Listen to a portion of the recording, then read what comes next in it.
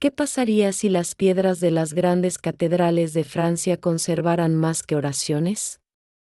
¿Y si recordaran la profecía helada de un caballero moribundo y el andar silencioso de un monstruo que alguna vez fue santo? ¿Podrían las crónicas más oscuras del país, de alquimistas que vencieron a la muerte y videntes que trazaron siglos de destrucción, encerrar verdades que la historia temió escribir?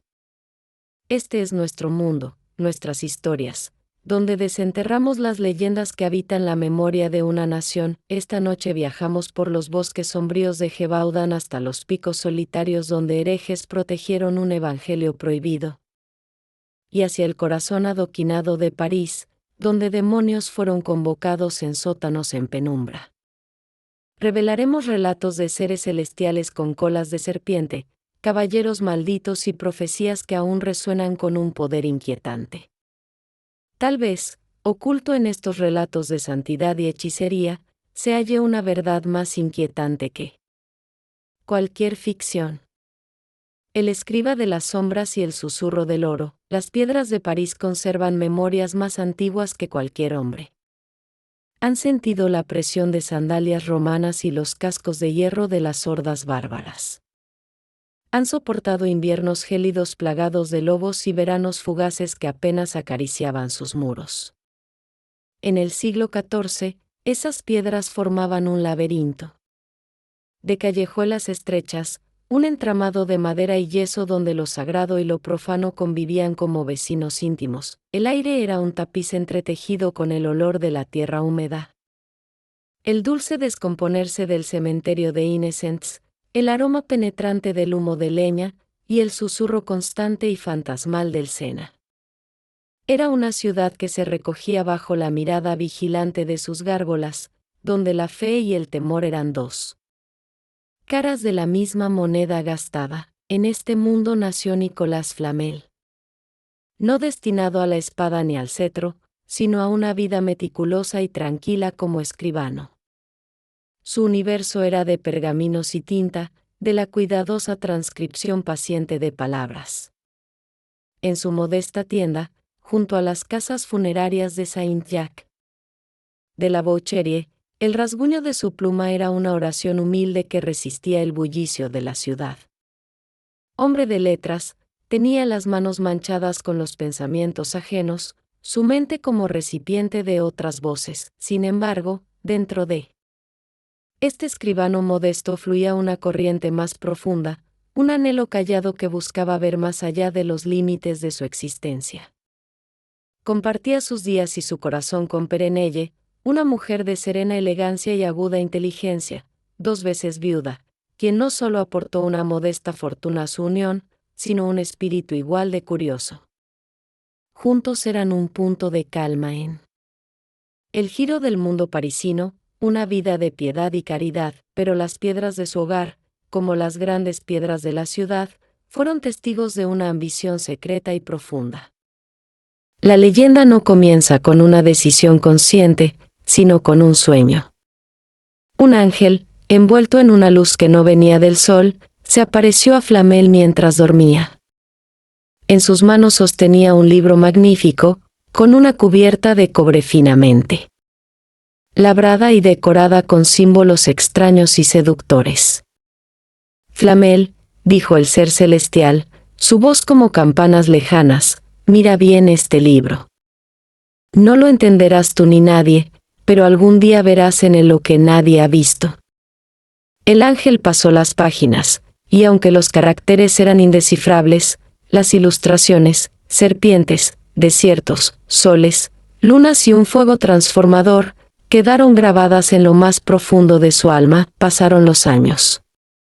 El sueño se desvaneció, pero persistía como un eco leve en los rincones de su memoria. Hasta que un día, entre el polvo y las sombras de su librería, se hizo realidad. Allí, sobre una mesa de volúmenes usados, yacía el libro de su visión. Sus 21 páginas no eran de papel ni pergamino, sino de corteza joven de árbol, y el texto, escrito con un estilete de hierro, estaba en una lengua imposible de nombrar. En la primera hoja se leía: El libro de Abraham el judío, príncipe, sacerdote, levita, astrólogo y filósofo, por 2 florines. El sueño se volvió tangible entre las manos temblorosas de Flamel. Durante 2 décadas, Nicolás y Perenelle consagraron sus vidas al enigma del libro. De día, Flamel era un escribano. De noche, un discípulo silencioso de un maestro invisible. Pintó las figuras enigmáticas de sus páginas en las paredes de su estudio, transformando su hogar en una galería viva de la gran obra. Comprendía que el texto hablaba de la transmutación de metales comunes en oro, el magnum opus de los alquimistas. Pero el proceso estaba envuelto en alegorías y metáforas. El lenguaje del libro era una puerta cerrada, y en París no había quien tuviera la llave. Entre la comunidad judía de la ciudad, custodios de saberes antiguos y tradiciones ocultas. Circulaban rumores sobre grandes centros de estudio en España, donde se entretejían las sabidurías cristiana, judía y musulmana. Con la bendición de Perenelle y el alma pesada, Flamel, disfrazado de peregrino con una concha de vieira en el sombrero, emprendió el largo viaje hacia Santiago de Compostela. No llevaba reliquias sagradas, sino copias fieles de las páginas más crípticas del libro. Durante años deambularía por las tierras ardientes de España, su búsqueda sin frutos.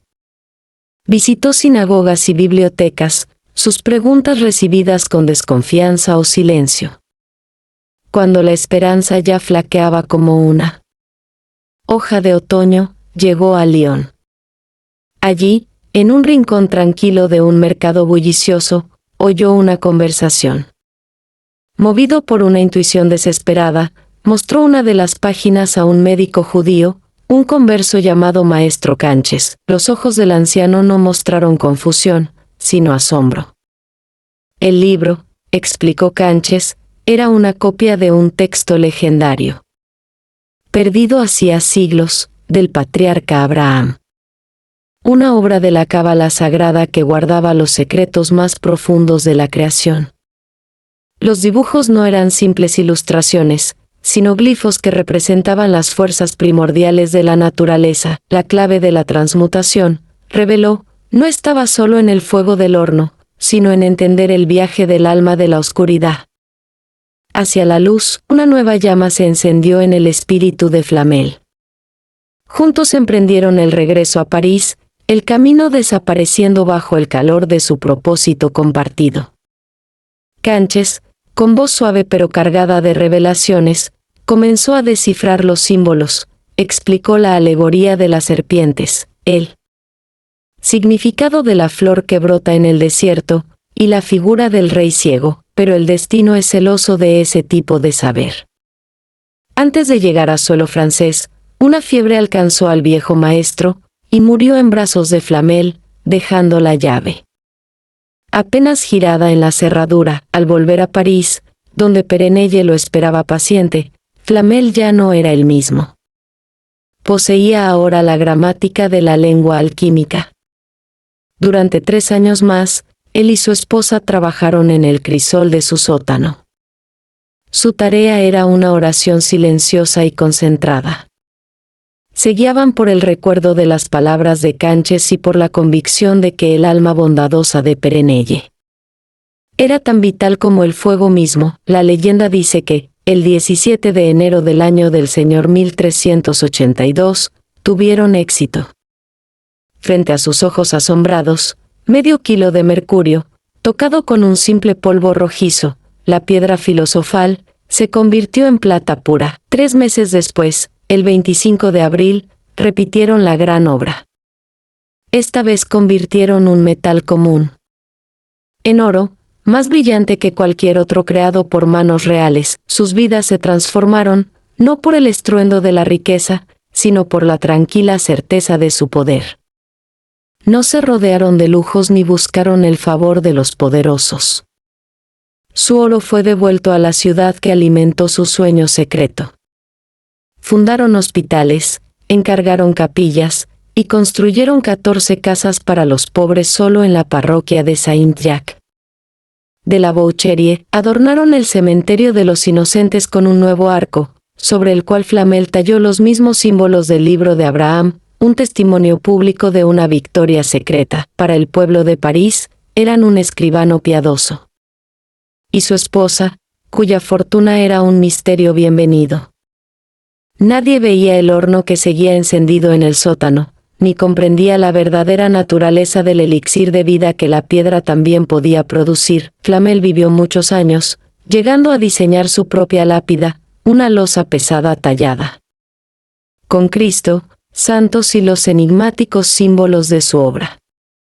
En 1418, París lloró su partida. Perenelle lo había precedido, y ahora el escriba reposaba en paz. Parecía que la historia terminaba ahí. Pero un susurro, como el humo de un fuego alquímico, comenzó a viajar a través de los siglos. ¿Por qué los Flamel, sin hijos y con una riqueza inmensa, vivieron con tanta sencillez? ¿Cómo un simple escribano logró acumular una fortuna que rivalizaba con la de príncipes? Rumores tan persistentes como las malas hierbas entre los adoquines comenzaron a propagarse. Se decía que la tumba no fue abierta por ladrones en busca de tesoros, sino por quienes querían pruebas. ¿Y qué fue hallada vacía? ¿Murieron realmente Nicolás y su amada Perenelle? ¿O fue que la piedra les otorgó no solo el oro de la tierra, sino también el oro del tiempo eterno? Se reportaron avistamientos. Una pareja tranquila y discreta vista en la ópera de París en el siglo XVIII. Un filántropo misterioso que apareció en la India con un conocimiento asombroso sobre alquimia. La leyenda del escriba se convirtió en la leyenda del inmortal. El libro de Abraham el judío nunca volvió a ser visto. Y la lápida, ahora conservada como reliquia en el Museo de Cluny, permanece en silencio.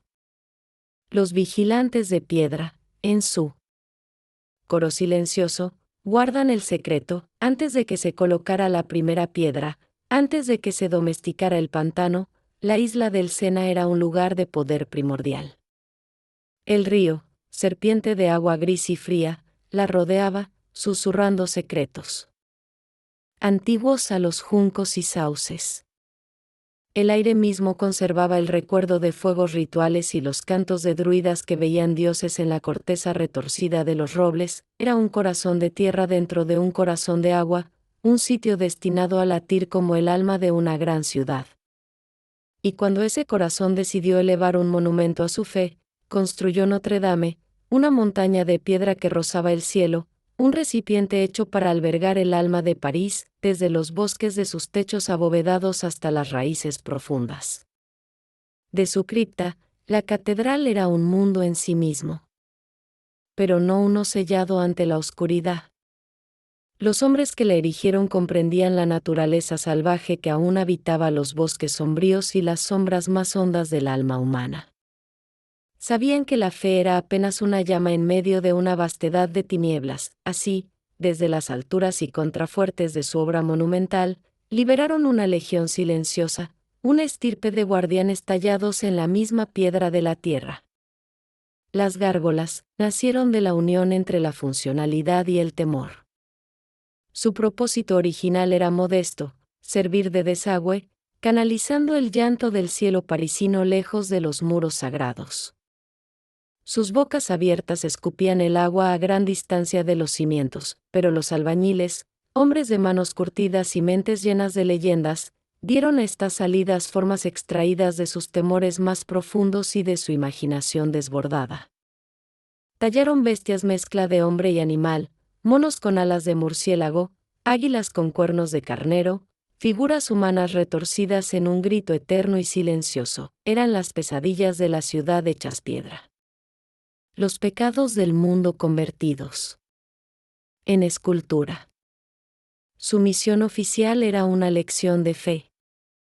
Eran los demonios expulsados del santuario, obligados a servir a la estructura que los había desterrado. Eran un recordatorio constante para los fieles que cruzaban bajo su mirada, la casa de Dios era refugio ante los horrores que acechaban desde sus aleros. Los buenos parisinos pasaban apurados, ajustando sus capas y murmurando oraciones bajo la mirada burlona de una quimera de lengua colgante. Las gárgolas eran los guardianes del umbral. Monstruos desterrados que, con su presencia, mantenían alejados a sus semejantes vivos, pero la piedra, como la isla misma, conserva memoria, a medida que las décadas se convirtieron en siglos, mientras el humo de miles de chimeneas ennegrecía sus cuerpos. Otra historia comenzó a murmullarse. No en la nave sagrada por los sacerdotes, sino junto al fuego en las tabernas y en los cuartos de los niños temerosos. Era una historia sencilla, y por ello más aterradora. Las gárgolas no eran solo piedra. Eran vigilantes. Y por la noche, cuando la ciudad contenía el aliento y la luna era apenas una astilla de hueso en el cielo oscuro, se decía que se movían. Las leyendas no hablaban de un despertar ruidoso, sino de sutiles y perturbadores cambios. Una cabeza girada al amanecer, una garra que sujetaba la cornisa con nueva tensión, la más famosa, llamada Estrige, el vampiro escupidor, una figura con cuernos y alas que reposaba la cabeza en sus manos, era considerada la más vigilante de todas.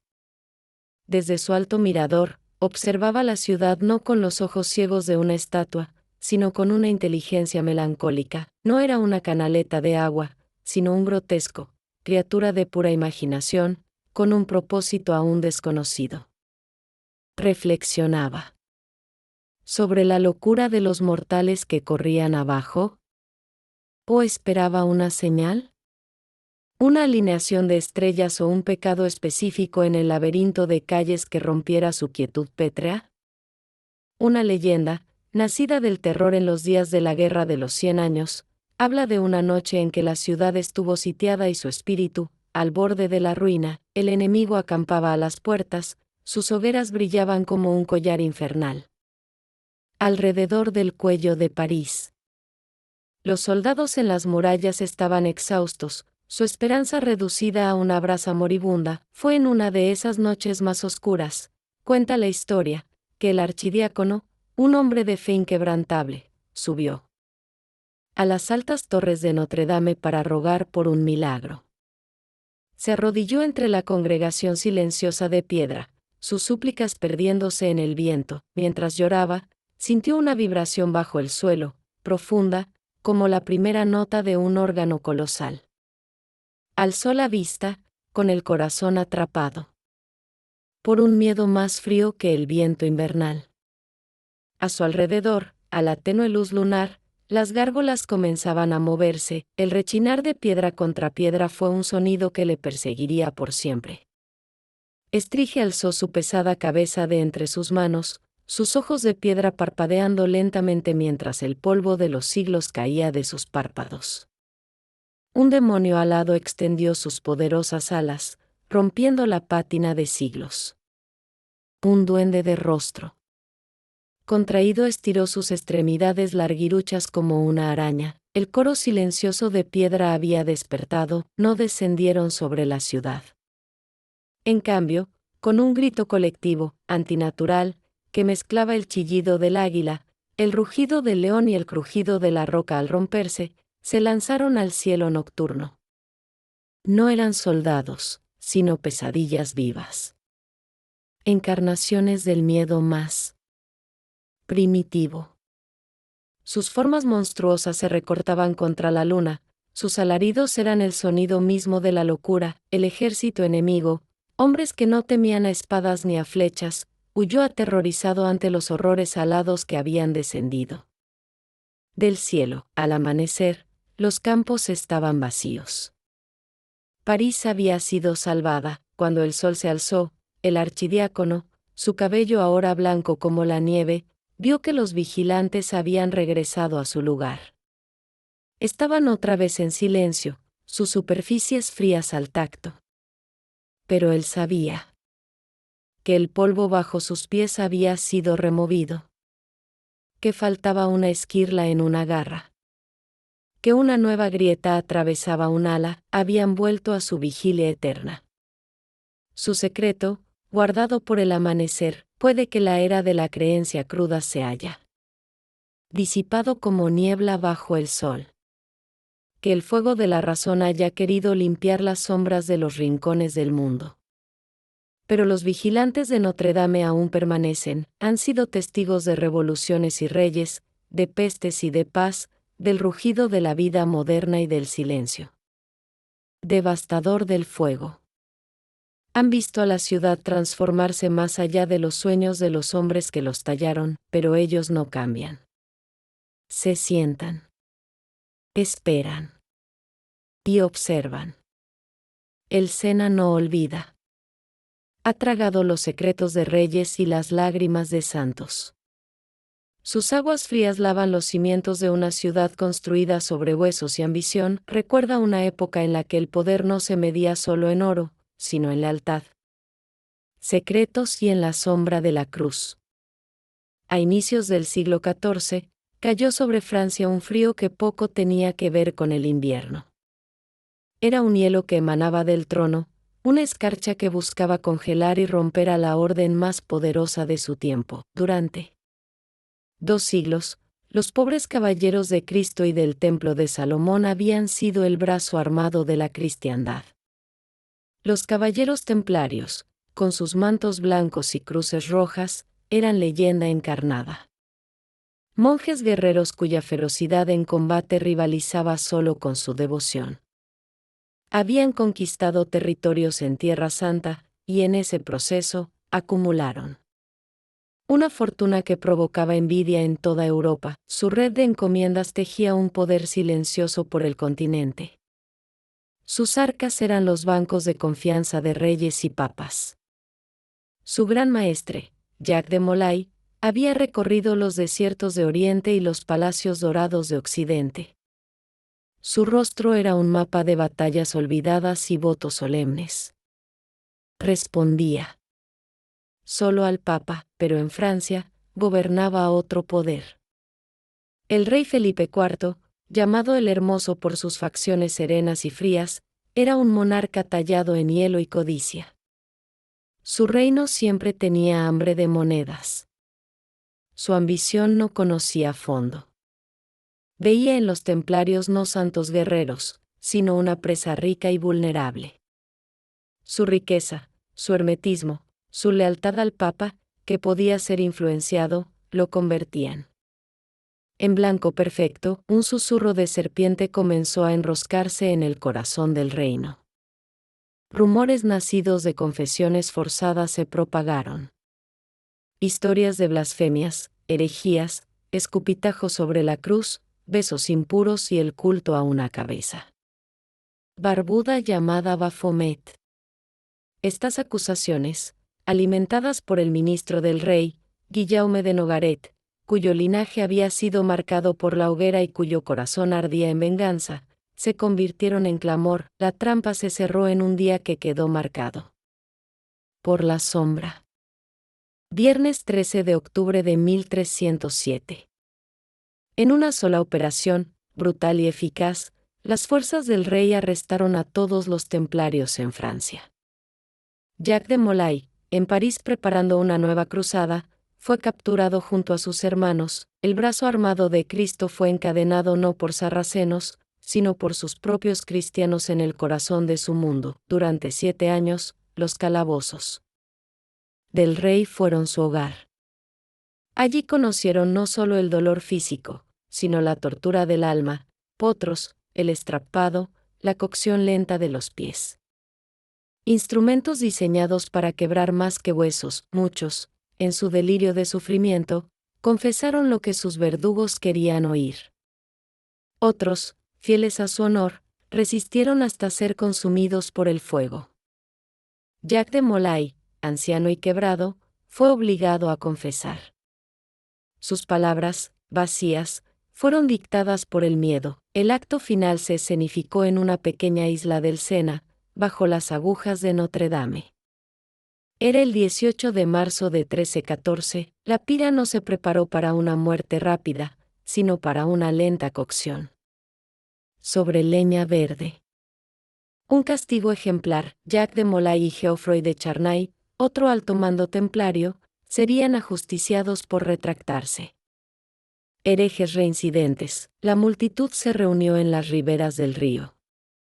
El aire olía a madera húmeda y al aliento helado del agua. Cuando Molay apareció, no era el anciano vencido que esperaban. Parecía haber rejuvenecido, su mirada clara y ardiente, enfocada en el palacio real. Le ofrecieron una última oportunidad de confirmar su confesión.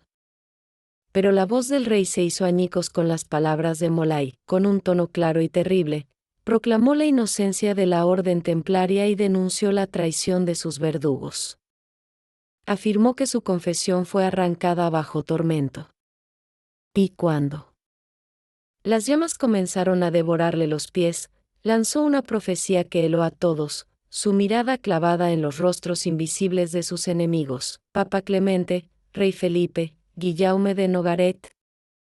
Antes de que termine este año, los convoco ante el tribunal de Dios para recibir su justo castigo.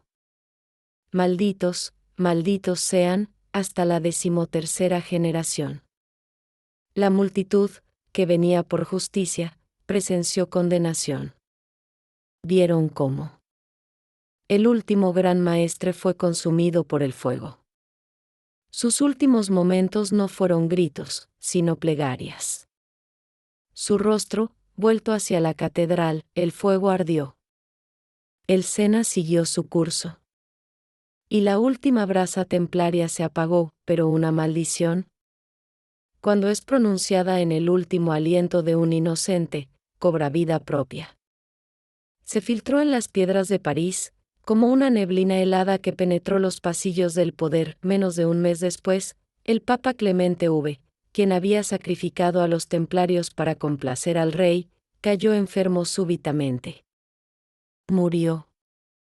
En su cama, destrozado por disentería, su papado terminado entre sufrimiento y deshonra. Luego cayó Guillaume de Nogaret, consumido desde dentro por una extraña enfermedad que lo abrazó como fuego invisible. Todo París miraba ahora al trono.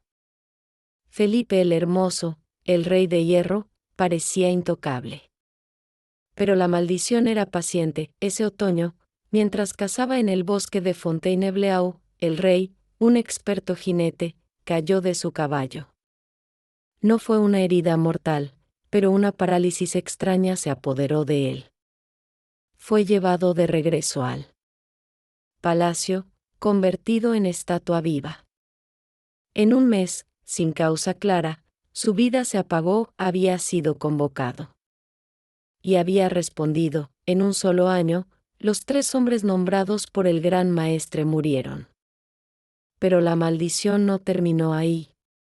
Se aferró a la sangre de Felipe como una sombra.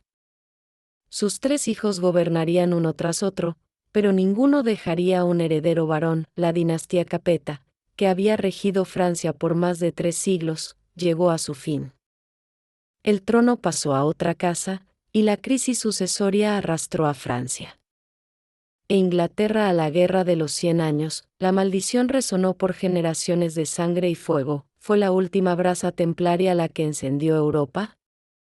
¿El juicio de Dios, ejecutado por un mártir ardiente? ¿O solo la cruel poesía de la historia, un relato moldeado por las ironías más oscuras? La pregunta sigue flotando, inquebrantable, en las corrientes del Sena. Porque una maldición es algo vivo. Y no necesita ser creída para hacerse sentir. Es una deuda. ¿Y qué poder, en la tierra o en el cielo, puede asegurar cuándo ha sido finalmente pagada? Hay lugares en el corazón de Francia donde los huesos de granito de la tierra yacen cerca de la superficie. Las montañas de Margeride son uno de esos sitios, tierras altas azotadas por el viento, bosques de pinos que vigilan en silencio y valles profundos surcados por arroyos fríos y veloces. En el siglo XVIII, esta región, entonces llamada la provincia de Gévaudan, parecía detenida en el tiempo. Un mundo apartado de los salones dorados de París. El aire era limpio y agudo, con el aroma de resina y tierra húmeda. El silencio era total, roto solo por el grito lejano de un halcón, el suspiro del viento en los brezales o el sonido solitario de una campana de iglesia. Era una tierra de belleza severa y fe firme, donde sus habitantes vivían al ritmo de las estaciones y las viejas leyendas, relatos de lobos y espíritus que parecían surgir del mismo velo de niebla que envolvía los cerros. En el verano de 1764, una nueva sombra descendió sobre este mundo aislado. Una sombra con dientes. Todo comenzó como un susurro, un murmullo temeroso que saltaba de aldea en aldea. Una joven que cuidaba su ganado en el bosque de Mercoire vio salir algo de entre los árboles. Dijo que era como un lobo, pero enorme. Mucho más grande que cualquiera que hubiera visto. Su pelaje tenía el color del fuego moribundo y su cola terminaba en un mechón extraño, como el de un león. La criatura cargó hacia ella, pero los toros del rebaño, impulsados por un instinto ancestral, la defendieron y obligaron a la bestia a retroceder al bosque. La joven se salvó. Fue la primera. No sería la última. Poco después, los susurros se convirtieron en gritos. La primera víctima fue Jean Boulet, una niña de 14 años del pueblo de Les Ubacs. Estaba sola cuidando ovejas en la inmensidad de las montañas. La encontraron más tarde, el cuerpo desgarrado, el cuello arrancado. La bestia de Gévaudan había dado su primer golpe, y con él declaraba la guerra a los humanos. Lo que siguió fue un reinado de terror que se prolongó por 3 años. Una temporada interminable de miedo que paralizó la provincia. Esto no era un lobo común. Los lobos evitan al hombre.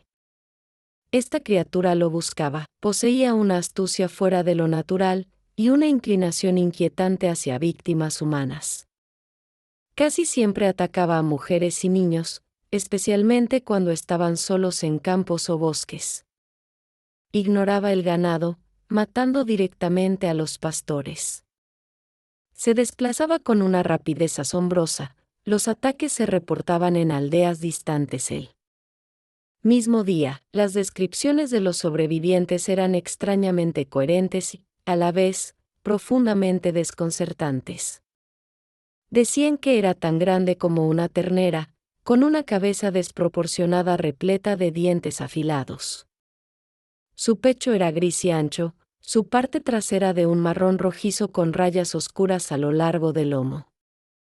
Tenía garras enormes. Su aullido no se parecía a nada conocido, era parte rugido, parte alarido, parte algo más, algo que helaba la sangre, y lo más aterrador, no mataba como un animal. Parecía matar con un odio consciente. Decapitaba a sus víctimas, o les destrozaba él. Rostro y el cuello con una violencia que parecía gratuita, impulsada por malicia. No hambre, el miedo se volvió el aire mismo que respiraban los habitantes de Gévaudan. Los bosques, antes fuente de sustento, se convirtieron en zonas prohibidas. Los hombres iban al campo armados con picas y hoces, siempre vigilando la línea de árboles.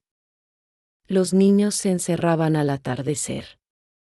El repicar del ángelus ya no sonaba como un llamado a la oración, sino como una señal de alerta para correr a refugiarse. La bestia estaba en todas partes y en ninguna.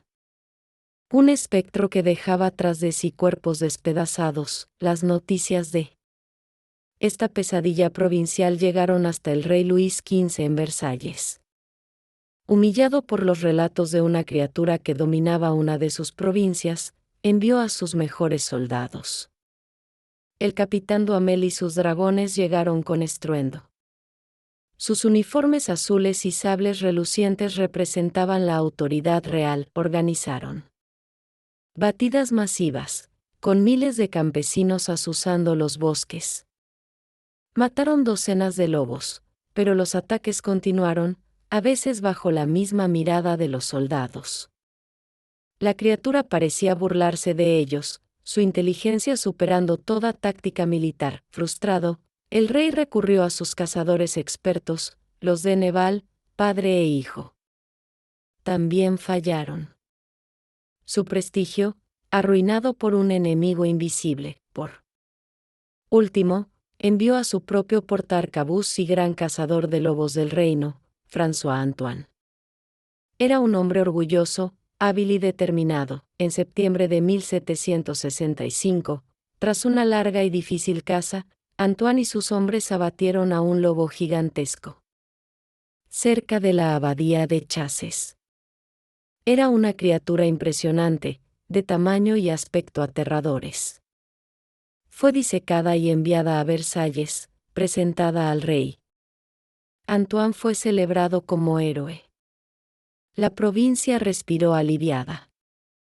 El rey declaró el caso cerrado, pero la montaña aguardaba su secreto. Durante unos meses, hubo calma. Los niños volvieron a salir. Los leñadores regresaron al bosque. Luego, en pleno invierno, los ataques regresaron. Más salvajes. Más frecuentes. La criatura que Antoine mató no era la bestia. O, lo más temido, tal vez no era la única. Ahora el terror en Gévaudan era más profundo. El rey los había abandonado. Estaban solos frente a su demonio. La salvación no vino de un soldado real, sino de un hombre del lugar. Su nombre era Jean Chastel, un campesino y posadero. Callado, devoto y misterioso. Conocía el bosque como la palma de su mano. La leyenda dice que Chastel, viendo que las armas del mundo no bastaban, recurrió a un poder distinto. Fundió medallas de plata con la imagen de la Virgen María y forjó 3 balas. El 19 de junio de 1767, Chastel se unió a una cacería en las laderas de Montmouchet. Mientras los demás recorrían el bosque, él se sentó, abrió su Biblia y comenzó a orar. Mientras recitaba sus plegarias, la bestia emergió. Se detuvo frente a él. Silenciosa. Observándolo, Chastel terminó su oración, cerró su libro, guardó sus anteojos y, con calma, levantó su arma. Disparó. La primera bala de plata impactó. La criatura cayó. Disparó una segunda vez, para asegurarse. La sombra que había atormentado la montaña por 3 años yacía inmóvil a sus pies. Cuando abrieron al animal, hallaron en su interior los restos de una niña asesinada el día anterior. Era la bestia. El terror de Gévaudan había terminado. Pero la leyenda apenas comenzaba. ¿Qué era realmente la criatura que Jean Chastel abatió? ¿Un lobo descomunal y particularmente agresivo? Un híbrido, mitad lobo, mitad mastín, entrenado para matar por manos humanas, como susurraban algunos? ¿O era algo diferente? Algo que no puede ser nombrado bajo la luz clara del día. El cadáver fue examinado, pero su descripción difería del lobo que había matado el cazador del rey. También difería de lo relatado por muchos testigos. Y con esas inconsistencias nacieron aún más preguntas. Como la niebla que se resiste a disiparse en la cima de las montañas, el misterio se mantuvo. ¿Qué sucede con un terror cuando su forma ha sido destruida, pero su esencia no ha sido comprendida? ¿Desaparece, o simplemente se disuelve en la tierra? Vuelve a filtrarse en los bosques oscuros, entre los silenciosos riscos de granito, aguardando, observa los rincones solitarios del mundo. Escucha los bosques donde las sombras son más densas incluso a plena luz de la tarde. No busques un aullido. Busca un silencio que parezca demasiado profundo. Demasiado atento. Los Pirineos son una tierra de viento y piedra, una barrera dentada entre mundos, donde las águilas trazan sus rutas sobre corrientes de aire antiguo. Sus cumbres se alzan como gigantes silenciosos, coronados de niebla y con los pies hundidos en bosques de roble y haya. El calizo de estas montañas está horadado por cuevas, grutas profundas que han dado refugio a osos, a hombres olvidados y a secretos. Es un paisaje que recuerda. Recuerda el choque de los caballeros de Carlomagno contra los moros. Y recuerda un tiempo en que otro tipo de fe echó raíces en sus alturas solitarias.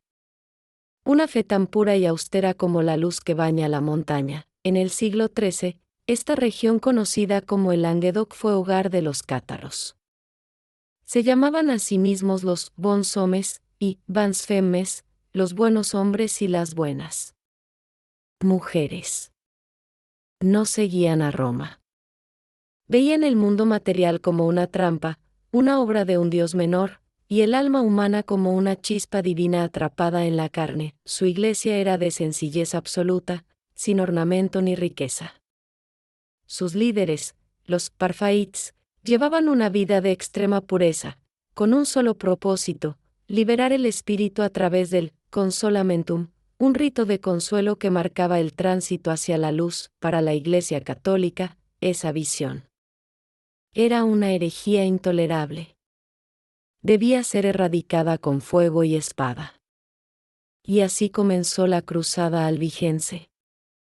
Una guerra santa contra los cátaros. Los últimos creyentes buscaron refugio en una fortaleza que parecía tallada en el mismo cielo. Montsegur. No fue construida, sino nacida del monte. Perchada sobre una cima escarpada a más de 1.200 metros de altitud, esta, POC, era tanto templo solar como bastión de defensa. Sus muros y aberturas estaban alineados con la salida y puesta del sol en los solsticios. Era una corona de piedra en la frente de un dios. Durante años, Montsegur fue su santuario. Entre sus muros vivía una comunidad de creyentes y parfaíts. Figuras negras moviéndose bajo un cielo tan inmenso que parecía eterno. Eran un pueblo al borde del mundo, sus días llenos de oración y contemplación, sus noches bajo un manto de estrellas tan brillante que parecía tocable. Custodiaban una llama, un conocimiento que Roma quería extinguir para siempre, pero la cruzada era implacable. En la primavera de 1243, 10.000 soldados del rey de Francia y del Papa sitiaron la fortaleza. Durante 10 meses, el asedio continuó. Dentro, apenas unos cientos de defensores y civiles resistían lo imposible. Llegó el invierno. Nieve y hielo cubrían la montaña, reflejo del frío que comenzaba a filtrarse por las piedras y por el alma. Los sitiadores, con una astucia espeluznante, lograron subir un catapulta por un risco adyacente. Pronto, el aire se llenó del chillido de rocas arrojadas, rompiendo tanto el silencio como los muros del último refugio cátaro. Para marzo de 1244, el final era inevitable. Los alimentos se agotaban, la esperanza era delgada como una hoja seca. Se pactó una tregua. 15 días para decidir, abjurar y vivir, o mantenerse firmes y morir. Durante esas 2 semanas, una calma sagrada descendió sobre Montsegur. Los Parfaíts recorrieron el recinto ofreciendo el consolamentum, no solo a los moribundos, sino a cualquiera que eligiera el martirio. Sus almas quedaban selladas en la fe cátara, y también en el fuego que ya les esperaba al pie del monte. La noche del 15 de marzo sucedió algo extraordinario. Mientras los cruzados aguardaban impacientes al pie de la montaña, 4 parfaíts, con rostros graves, fueron descendidos con cuerdas por la cara más escarpada y peligrosa del POC. Llevaban consigo un bulto pesado. La leyenda cuenta que se les confió lo único que no podía caer en manos del enemigo, el tesoro cátaro. A la mañana siguiente, más de 200 personas que se negaron a renunciar a su fe bajaron la montaña. No suplicaban. No lloraban.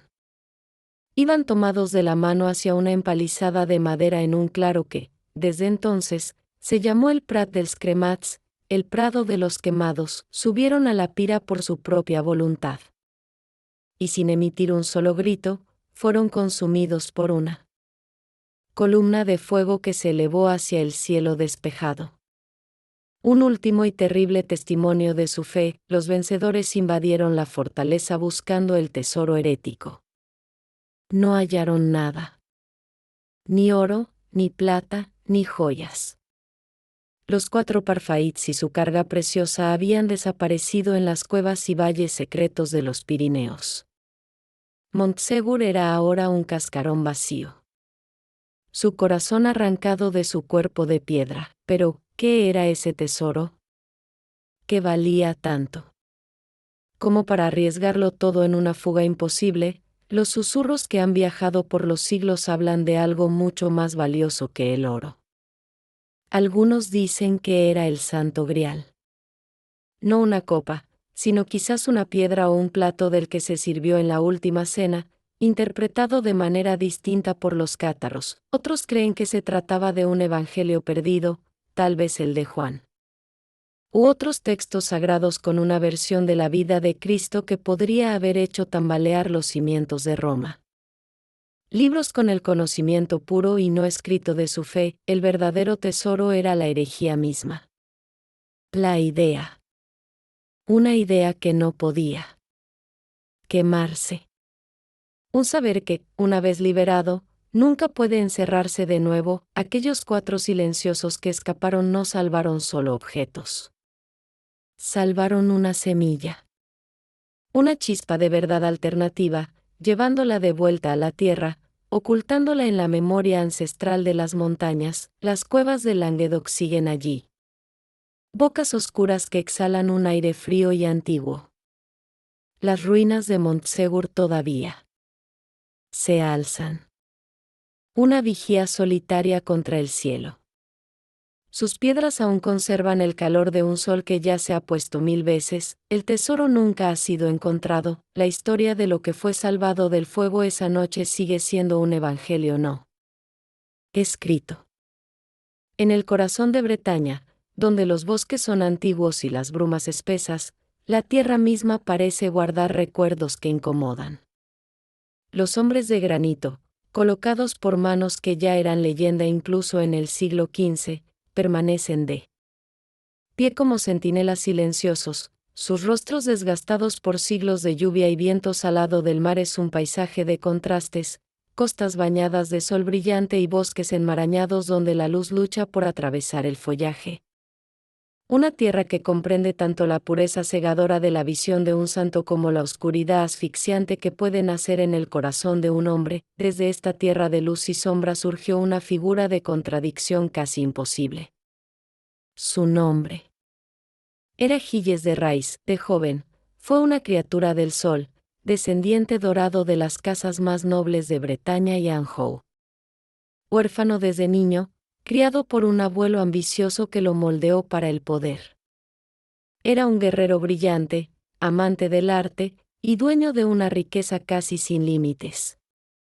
Valiente, apuesto y devoto, el ideal caballeresco encarnado. Cuando el viento divino de Juana de Arco cruzó una Francia cansada de guerra, Gilles fue de los primeros en seguirla. Cabalgó a su lado, su estandarte negro y dorado ondeando junto al blanco puro de ella. En el sitio de Orleans, fue un león. Su valentía, una muralla viva frente a los ingleses, estuvo presente en Reims cuando el Delfín fue coronado como Carlos VII. Vio cumplirse la profecía de la doncella. Era mariscal de Francia, héroe del reino, un hombre que había caminado con una santa y recibido su fuego sagrado. Su nombre era sinónimo de honor y favor divino, pero la luz que iluminó su camino junto a Juana se apagó cuando ella fue capturada y quemada. Con su muerte, la claridad del mundo de Gilles pareció desvanecerse. Y una sombra profunda comenzó a extenderse dentro de él. Se retiró de la corte real, refugiándose en sus vastas propiedades y castillos imponentes como Tifauges. Immaculée Coul. Sus torres oscuras emergían como puños cerrados desde el paisaje. El héroe de Francia, antes movido por Dios y el deber, ahora buscaba gloria de otra clase. Su fortuna, antes arma de guerra, se convirtió en río de excesos.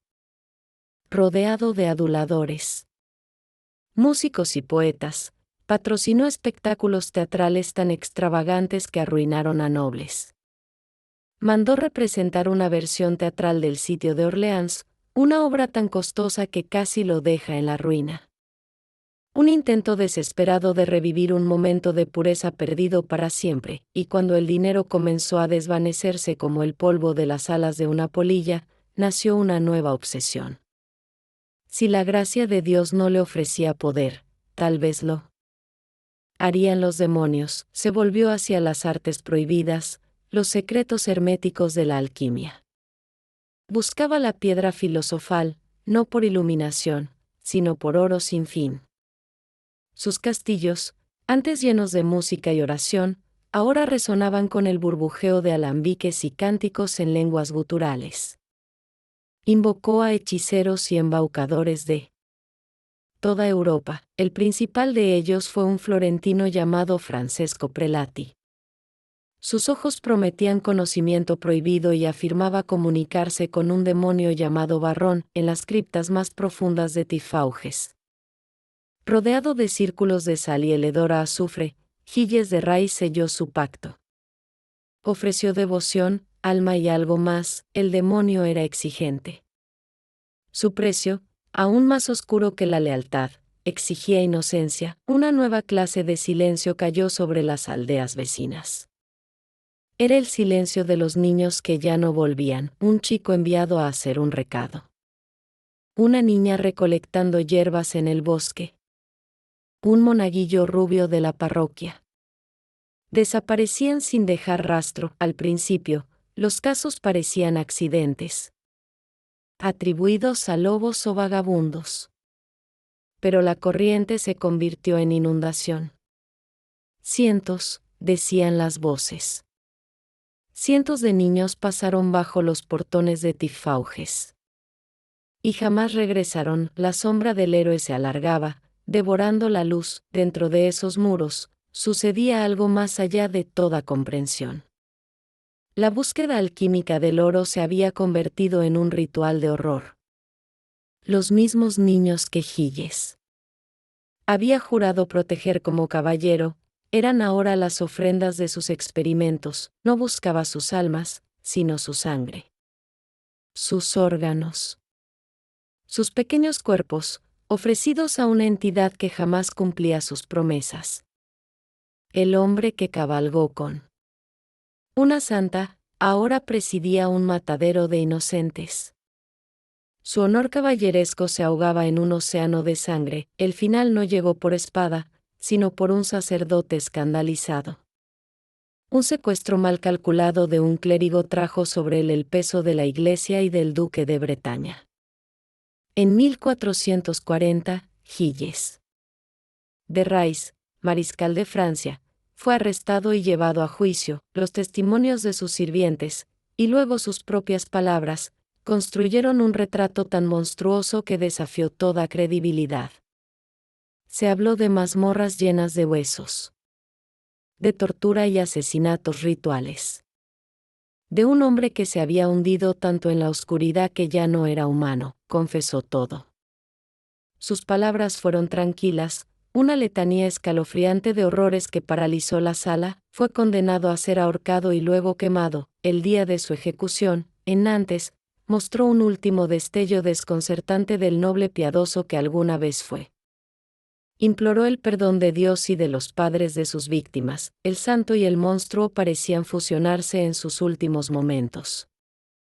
Un enigma aterrador de fe y perversión. ¿Qué demonio sirvió en realidad Gilles? ¿Era el Barrón invocado por el florentino? ¿O fue un demonio interno, una bestia que dormía en él incluso cuando marchaba junto a la doncella, y despertó cuando ella fue reducida a cenizas? Los registros de su confesión son claros. pero ni piedra ni papel pueden contener la verdad completa de un alma. Tal vez el horror mayor no sea que un demonio pueda entrar a este mundo, sino que pueda nacer dentro del corazón de un héroe. Mira las piedras antiguas de sus castillos arruinados. Algunos dicen que, en las noches más oscuras, aún lloran. No por la santa que siguió, sino por el monstruo que fue. Y por la verdad escalofriante de que, quizás, siempre fueron el mismo ser. En el corazón soleado de la Provenza, donde el aire está impregnado del perfume de la lavanda y del tomillo antiguo, el mundo se mueve con un ritmo pausado y profundo. El viento mistral, un espíritu indomable que barre el valle del Ródano. Susurra historias de legiones romanas y papas derrocados entre los olivos retorcidos, bajo un cielo azul intenso. Las colinas de piedra caliza retienen el calor del día incluso mucho después del anochecer. Es una tierra de luz intensa y sombras profundamente arraigadas. En el siglo XVI, esta tierra de belleza marcada fue el hogar de un hombre que decidió darle la espalda al sol para mirar hacia las sombras más oscuras, las del tiempo por venir. Su nombre era Michel de Nostredame. Pero el mundo lo conocería como Nostradamus. Era un hombre de su época, un médico que luchó con valentía contra la peste negra, el rostro cubierto por una máscara contra los vapores, las manos atendiendo a los moribundos. Era un estudioso. Un hombre de ciencia y razón en una era donde aún ardían los rescoldos del pensamiento medieval, pero dentro de ese sanador se agitaba otro llamado. Había mirado tan de cerca la muerte inmediata, que comenzó a sentir el peso de todas las muertes que aún no habían llegado. Al caer la noche sobre Salón de Provence, envolviendo todo en un silencio espeso, Nostradamus subía a su estudio secreto, en lo más alto de su casa. Mientras la ciudad dormía, él iniciaba su verdadero trabajo, dejaba a un lado las herramientas del médico y tomaba las del vidente. Frente a él, un cuenco de bronce con agua, su superficie una oscuridad temblorosa. A la luz trémula de una vela, se perdía en ese espejo líquido, su mente entrando en un trance. Era un sueño despierto, donde el velo entre el presente y el futuro se volvía delgado y casi transparente. Fue en ese aislamiento sagrado que llegaron las visiones. No venían como relatos claros o lineales, sino como un torrente caótico de imágenes, sonidos y señales. Veía inundaciones y fuegos, imperios colapsando y tiranos naciendo. Ciudades de vidrio y acero, carros de fuego sin caballos, y pestes que harían que la peste negra pareciera una fiebre pasajera. Creía que esas visiones eran un don divino. Una ventana al gran engranaje de la providencia. Para capturar estos destellos fugaces y aterradores, comenzó a entretejerlos en palabras. No palabras simples, porque el futuro era demasiado peligroso para ser dicho abiertamente en tiempos de inquisición y censura. Decidió ocultar sus profecías, vestirlas con múltiples velos. Escribió en cuartetas, estrofas de 4 versos. Crípticas, tejidas con hilos de francés, latín, griego y el occitano de su tierra. Usó anagramas, alegorías y metáforas tan densas como un bosque, creando un laberinto lingüístico donde la verdad pudiera esconderse. Llamó a su obra Les Prophéties, las profecías. Un libro que no era un libro, sino un rompecabezas de 1000 piezas sobre el porvenir. El primer estremecimiento de su poder se sintió en la corte francesa. Escribió sobre un joven león que vencería a uno mayor en un combate singular. Describió ojos perforados a través de una jaula dorada, seguidos por una muerte cruel. Años después, el rey Enrique II de Francia, cuyo emblema era un león, celebró una boda con un torneo. Se enfrentó a un caballero más joven, Gabriel de Montgomery. Un accidente inesperado. La lanza de Montgomery se rompió en el escudo del rey, y una astilla atravesó su visera dorada, penetrando en su ojo y su cerebro. Tras 10 días de agonía, el león mayor murió. Los cortesanos, antes burlones ante el oscuro médico de provincias, ahora temblaban. porque el tejedor de palabras había visto el destino del rey escrito en las estrellas. Desde entonces, la leyenda de Nostradamus quedó forjada. Su libro se convirtió en fuente de fascinación y temor. A lo largo de los siglos, mientras la historia se retorcía y desangraba, la gente volvió a sus versos enigmáticos, buscando patrones, creyendo ver su presente reflejado en aquel espejo oscuro. ¿Vieron en sus líneas el gran incendio de Londres? Al leer sobre la sangre de los justos derramada en una ciudad en llamas. Vieron surgir a Napoleón, nombrado como un emperador nacido cerca de Italia que costaría caro a Europa, y lo más escalofriante, leyeron sobre un tal Easter, un capitán germano nacido de padres humildes, que encantaría a una nación. Con su lengua torcida y arrastraría al mundo a un segundo conflicto aún mayor. En el siglo XX, su nombre y sus profecías resonaron con una intensidad aterradora. Sus versos hablaban de grandes aves de acero y de una nueva ciudad. Y cuando llegó un nuevo milenio, y torres ardieron y cayeron, muchos creyeron que su visión había alcanzado incluso su propio tiempo. Cada generación ha visto su reflejo en la maraña de sus cuartetas. Sus profecías son un recipiente maleable, capaz de contener las ansiedades de cualquier época. Son lo bastante precisas para provocar asombro, y lo bastante vagas para perdurar. Escribió sobre guerras, hambrunas y la pena lenta de la historia. Pero su verdadero tema era la condición humana. Nuestra capacidad para la genialidad y la locura, la ambición desenfrenada y la marcha insistente hacia un destino que creamos, incluso cuando tratamos de adivinarlo. ¿Poseía este médico provincial un ojo capaz de perforar el velo de los siglos? ¿Fue canal de una revelación divina o poeta con un entendimiento tan profundo de la historia humana que predijo su repetición mejor que cualquier historiador? Sus profecías no son un mapa con destino fijo. Son un espejo. Como mirar dentro de aquel cuenco de agua oscura en su estudio, lo que vemos en sus versos no es el futuro. Es una sombra de nosotros mismos. Nuestros miedos, nuestras esperanzas. Nuestro propio mundo devolviéndonos la mirada. En los valles húmedos del Poitou, donde los castillos se alzan como islas entre los ríos y los bosques son espesos como un suspiro contenido, hay historias que no se apagan. Aún entre ruinas cubiertas de hiedra y puentes musgosos, el nombre de una mujer resuena como un eco lejano. Melusina, su leyenda se repite en susurros, transmitida por abuelas junto al fuego y por pastores en las colinas. Es una historia que empieza como un cuento de hadas y termina como advertencia. Cuenta que Elinas, rey de Escocia, se encontró en un claro a una mujer de belleza sobrenatural. Su nombre era Presine. Él la amó de inmediato, y ella aceptó ser su esposa, con una condición: jamás debía verla durante el parto. Elinas prometió. Pero la promesa se rompió. Entró en la habitación cuando nacían sus 3 hijas. Presine, traicionada, desapareció con las niñas a una isla mágica, Avellan o algo parecido, un lugar donde las leyes del mundo no tenían poder. Las niñas crecieron en el misterio y el conocimiento oculto. La mayor, Melusina, era la más sabia y orgullosa. Cuando supo lo que su padre había hecho, castigó a Elinas encerrándolo en una montaña encantada. Pero Presine vio eso como una falta grave. Su hija, que debía actuar con sabiduría, había actuado con ira. La condenó. Cada sábado, Melusina sería transformada.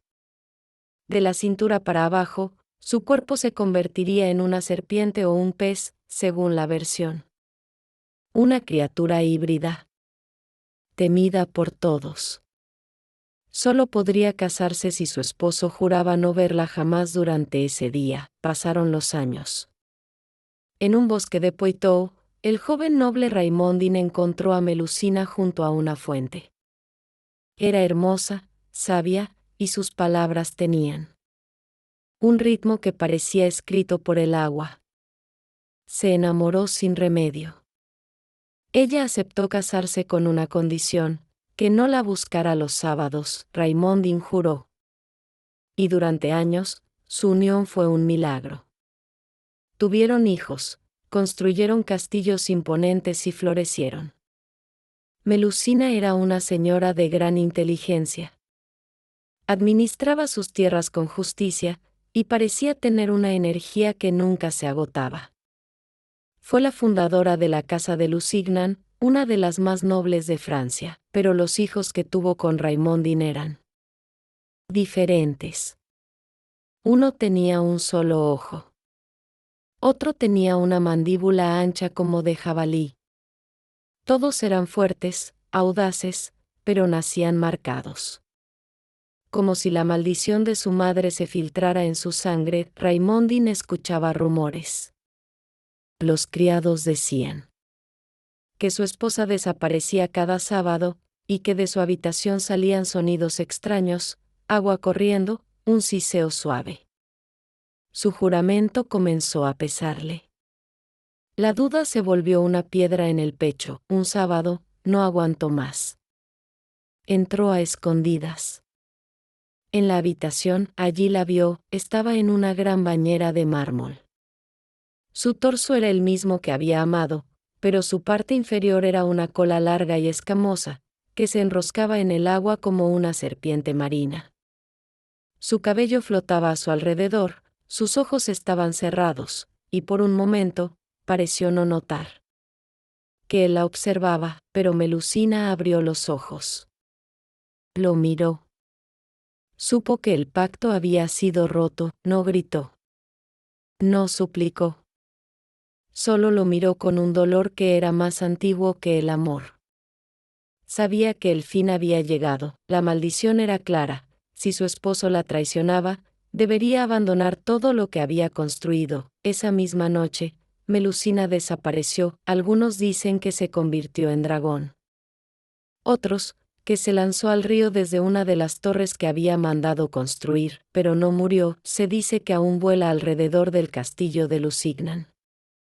Que cuando una torre cae, su grito se escucha en la noche. Que cada vez que un descendiente suyo está a punto de morir, ella aparece, sollozando. Melusina no fue castigada por ser monstruosa. Fue condenada por ser traicionada. Su historia no es solo una leyenda medieval. Es un símbolo de la desconfianza. De lo que ocurre cuando los juramentos se rompen. De lo que sucede cuando se teme lo que no se comprende. La mujer que era parte agua y parte tierra, la fundadora de castillos y de linajes, se convirtió en espíritu errante por culpa de una promesa rota. Escucha bien cuando el viento sopla en los pasillos de piedra. Puede que oigas un sollozo bajo. O el batir de unas alas que no deberían existir. Melusina aún guarda sus dominios.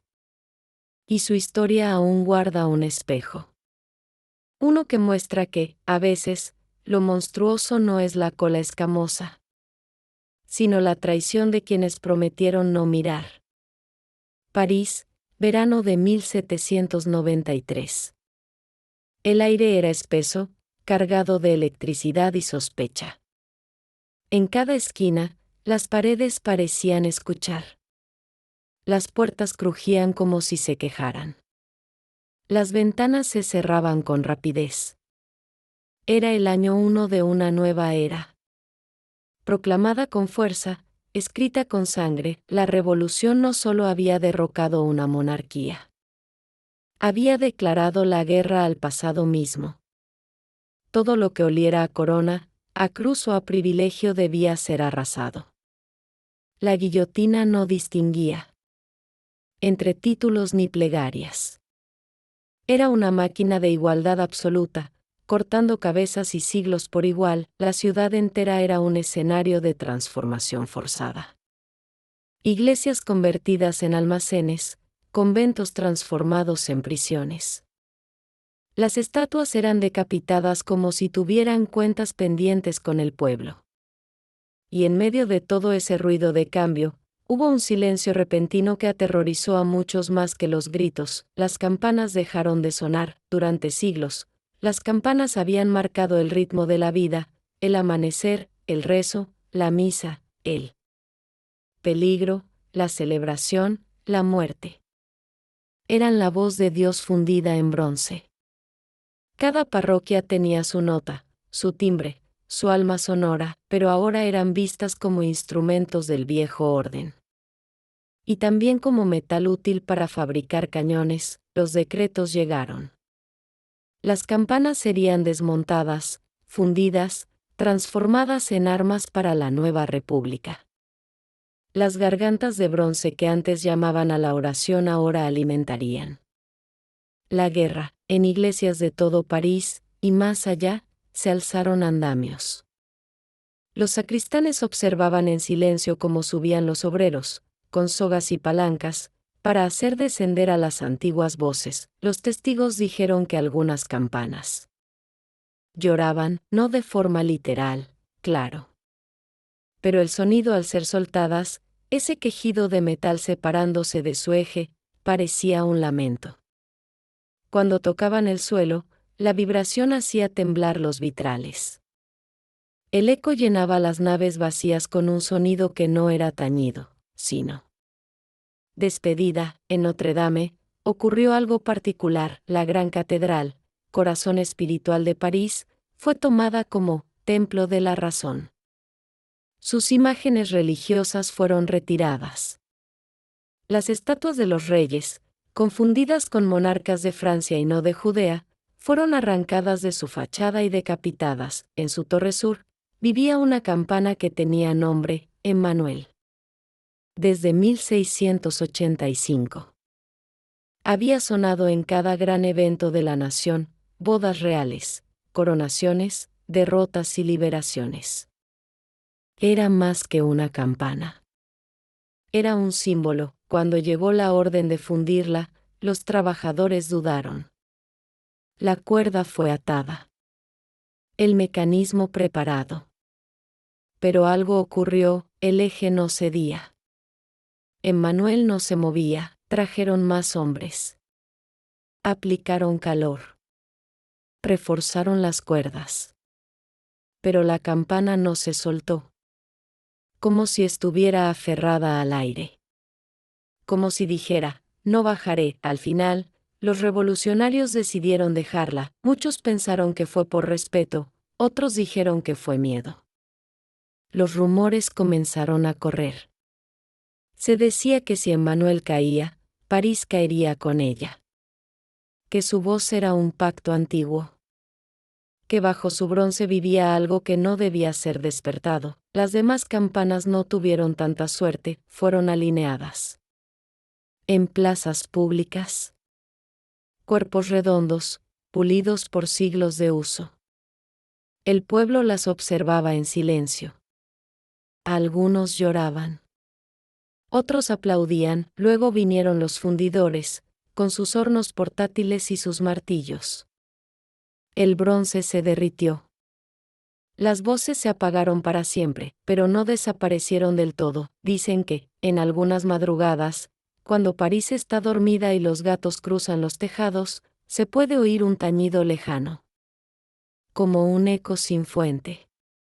Un sonido que no viene de ninguna torre, pero que hace temblar los cristales igual que antes. Son las campanas que recuerdan, porque no fueron solo fundidas.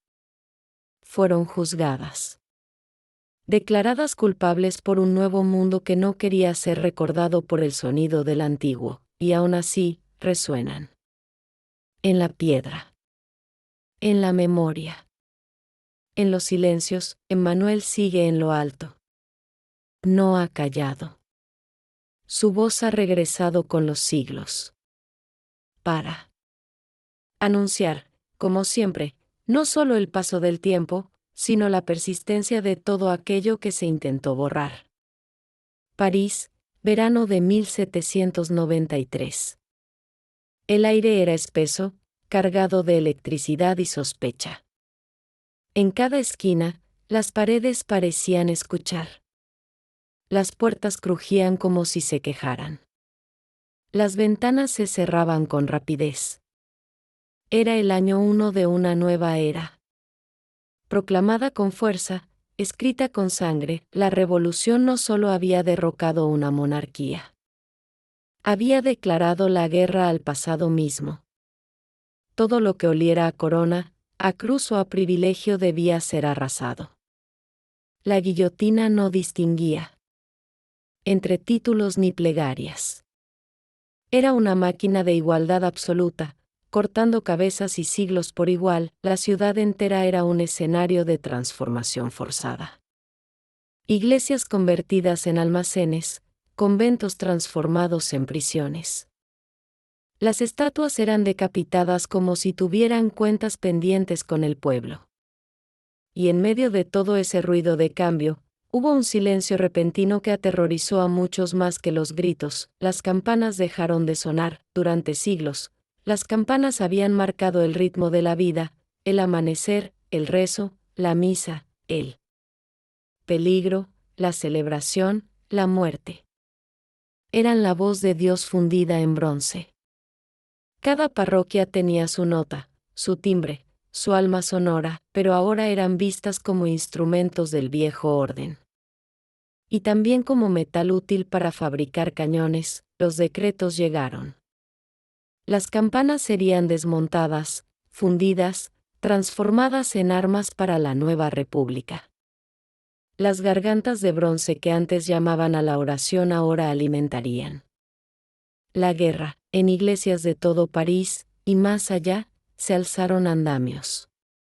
Los sacristanes observaban en silencio cómo subían los obreros, con sogas y palancas, para hacer descender a las antiguas voces. Los testigos dijeron que algunas campanas lloraban, no de forma literal, claro.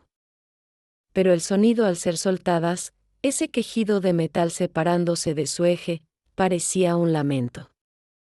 Cuando tocaban el suelo, la vibración hacía temblar los vitrales. El eco llenaba las naves vacías con un sonido que no era tañido, sino despedida. En Notre Dame, ocurrió algo particular. La gran catedral, corazón espiritual de París, fue tomada como templo de la razón. Sus imágenes religiosas fueron retiradas. Las estatuas de los reyes, confundidas con monarcas de Francia y no de Judea, fueron arrancadas de su fachada y decapitadas. En su torre sur, vivía una campana que tenía nombre, Emmanuel. Desde 1685. Había sonado en cada gran evento de la nación, bodas reales, coronaciones, derrotas y liberaciones. Era más que una campana. Era un símbolo. Cuando llegó la orden de fundirla, los trabajadores dudaron.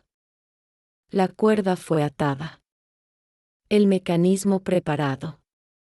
Pero algo ocurrió, el eje no cedía. Emmanuel no se movía. Trajeron más hombres. Aplicaron calor. Reforzaron las cuerdas. Pero la campana no se soltó. Como si estuviera aferrada al aire. Como si dijera, no bajaré. Al final, los revolucionarios decidieron dejarla. Muchos pensaron que fue por respeto, otros dijeron que fue miedo. Los rumores comenzaron a correr. Se decía que si Emmanuel caía, París caería con ella. Que su voz era un pacto antiguo. Que bajo su bronce vivía algo que no debía ser despertado. Las demás campanas no tuvieron tanta suerte, fueron alineadas. En plazas públicas. Cuerpos redondos, pulidos por siglos de uso. El pueblo las observaba en silencio. Algunos lloraban. Otros aplaudían. Luego vinieron los fundidores, con sus hornos portátiles y sus martillos. El bronce se derritió. Las voces se apagaron para siempre, pero no desaparecieron del todo. Dicen que, en algunas madrugadas, cuando París está dormida y los gatos cruzan los tejados, se puede oír un tañido lejano. Como un eco sin fuente. Un sonido que no viene de ninguna torre, pero que hace temblar los cristales igual que antes. Son las campanas que recuerdan, porque no fueron solo fundidas.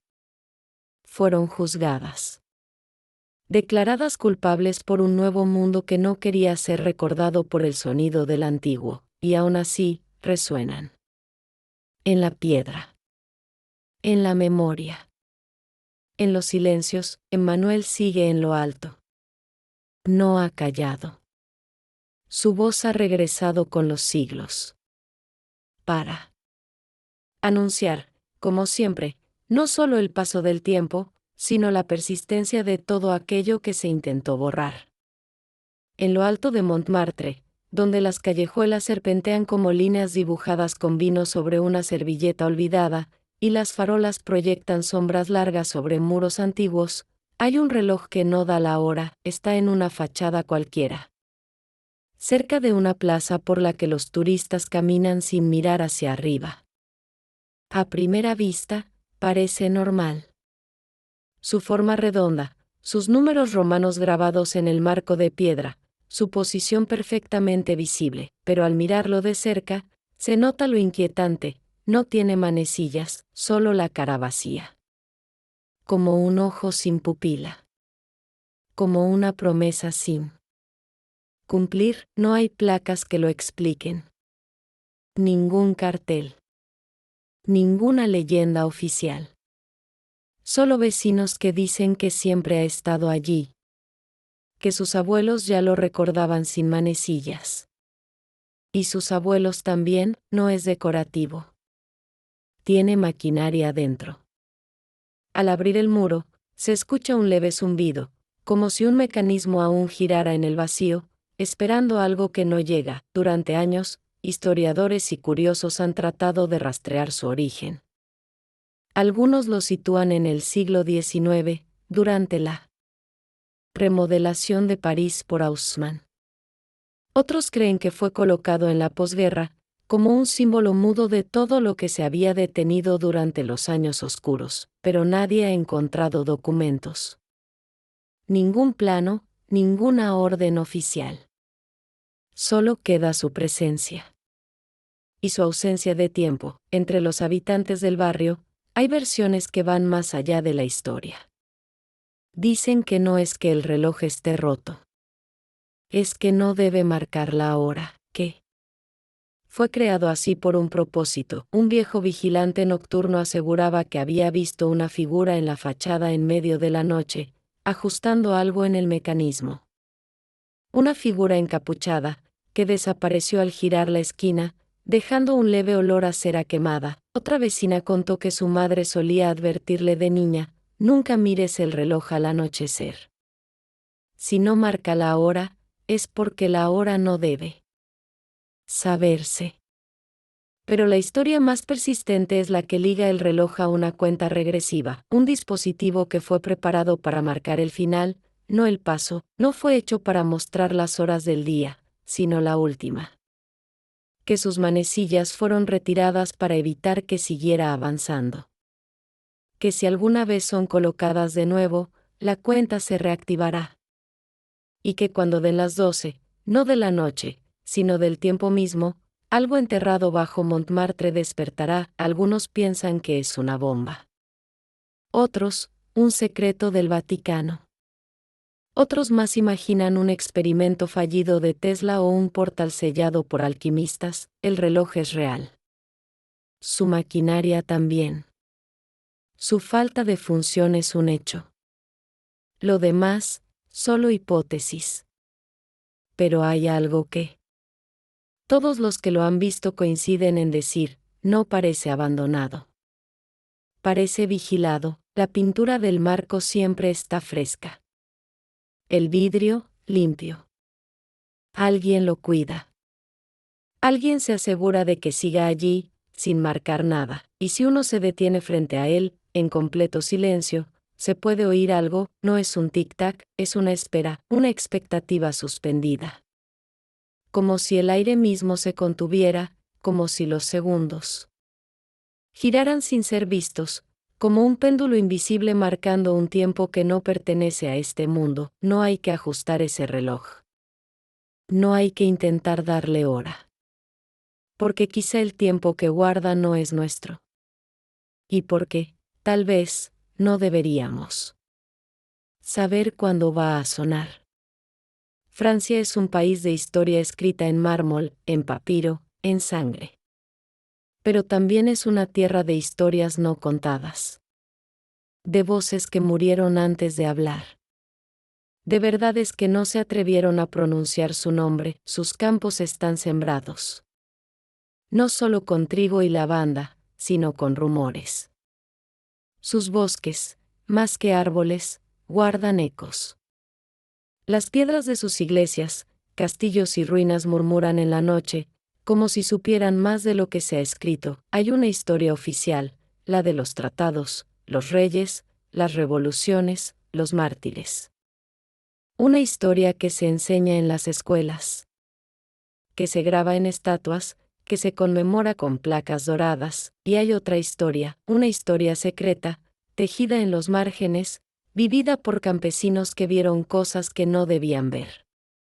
Por monjes que copiaron textos prohibidos. Por alquimistas, por poetas locos, por niños que desaparecieron y pastores que encontraron puertas donde no debía haber ninguna. Esa historia no tiene fechas. Tiene sombras. Tiene silencios. Es la historia de la bestia de Gebaudan y sus ojos imposibles. De los cátaros en Montsegur y su tesoro sin forma. De Gilles de Raiz y la luz que se transformó en oscuridad. De Nostradamus y su espejo del porvenir. De Melusina y su sábado roto. De campanas que callaron con un grito. De manuscritos que respiran. De relojes que esperan. No hay monumentos para esa historia. Pero está viva, y no necesita testigos. Se basta con el lugar, porque hay sitios en Francia donde el aire cambia. Donde el tiempo parece doblarse, como si algo antiguo lo estuviera doblando desde adentro. Donde las brújulas giran sin motivo, y los perros se niegan a avanzar, y en esos lugares, algo perdura. No como amenaza. Ni siquiera como advertencia. Sino como presencia. Como una mano que descansa sobre el hombro del país, recordándole que todo lo que ha querido enterrar, sigue allí. Francia ha tratado de mirar siempre hacia adelante, revolución tras revolución, imperio tras imperio, república tras república. Pero a veces, lo que viene no es nuevo. Solo es lo antiguo volviendo con otro rostro. No hay necesidad de creer. Solo de escuchar. A veces basta con caminar solo al atardecer, por un sendero rural o una calle adoquinada, y prestar atención. Puede que no veas nada. Pero puede que sientas algo, una presión en el aire. Un susurro en un idioma que no aprendiste. Un fragmento de historia no contada que pasa a tu lado sin pedir permiso. No te alarmes, solo recuerda, en este país, lo oculto no se ha ido, solo espera su turno para hablar otra vez.